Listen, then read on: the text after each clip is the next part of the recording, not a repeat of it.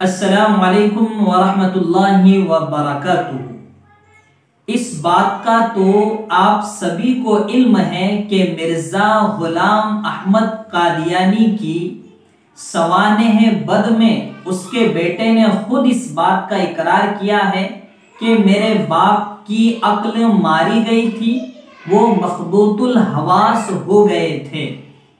और ये बात भी आपके इल्म में है, जैसे कि कोई शायर भी कहता है, पहुंची वहीं पे खाक जहां का खमीर था।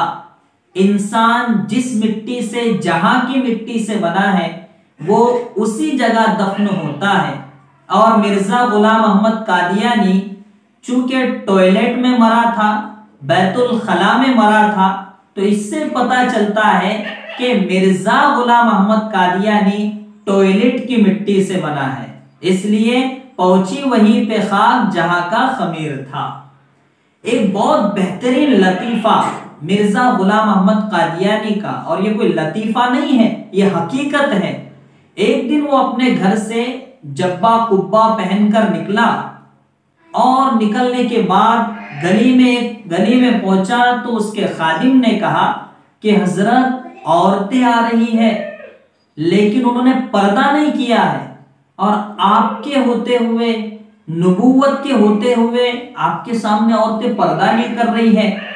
तो मिर्जा गुलाम अहमद कादियानी कहने लगा, कोई बात नहीं, औरतें नहीं करती हैं तो मैं ही पर्दा कर लेता हूं। और वो जुब्बा उठा लिया, और अंदर से पायजामा तो था नहीं, तो पर्दा कर लिया और नीचे का पर्दा खुल गया। ये कौन काम कर सकता है? ये वही काम कर सकता है जो पावली जिसकी कम हो, अक्ल जिसकी मारी गई हो, छटा कम हो गई हो। तो मिर्जा गुलाम अहमद कादियानी इस तरीके की हरकतें करता था, और फिर भी आज लोग उसे मान रहे हैं, तो कमाल की बात है। लेकिन क्यों मान रहे हैं? ये एक सियासी मसला है।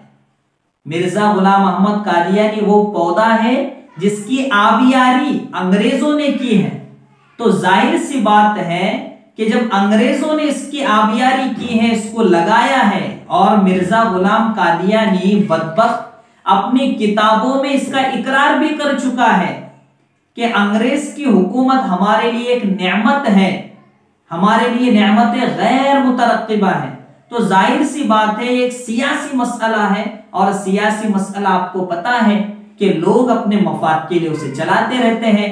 तो जो मिर्जा गुलाम अहमद कादियानी के मानने वाले आज सरजमीन पर दिखाई दे रहे हैं, तो ये असल मानने वाले नहीं है, बल्कि सियासी एतबार से इन्हें पैसा मिल रहा है।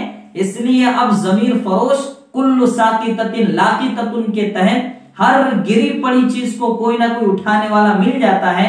इसके तहत उसके मानने वाले आज इस सरजमीन पर मौजूद है।